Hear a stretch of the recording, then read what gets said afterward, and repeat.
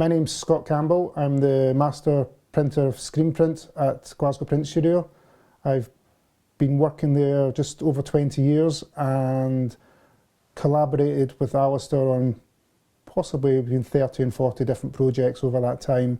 This print I've chosen is one of the earlier ones we did from around 2007-2008.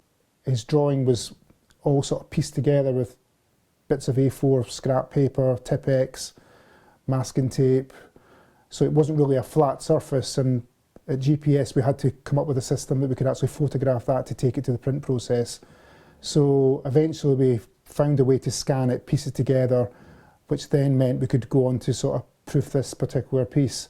It's almost like a negative drawing, so there's lots of crosshatch and very subtle sort of thin drawing marks, which to actually produce that over 30 to 80 impressions is quite technically challenging.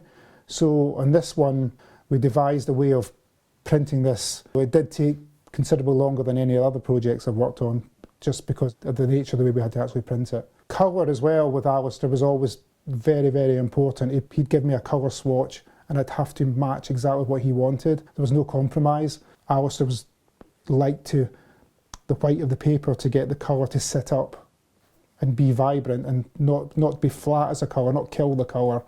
So yeah, again, that it might just look like a normal purple, but it was quite intense and quite a complex process to achieve that purple.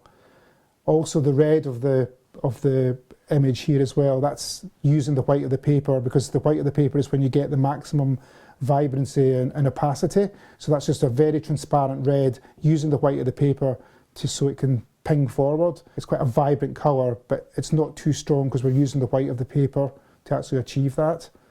The paper is really important as well. It's a 300 gram Somerset satin, which is quite smooth, and it's probably a paper that Alasdair worked on, you know, I'd say 90% of the time.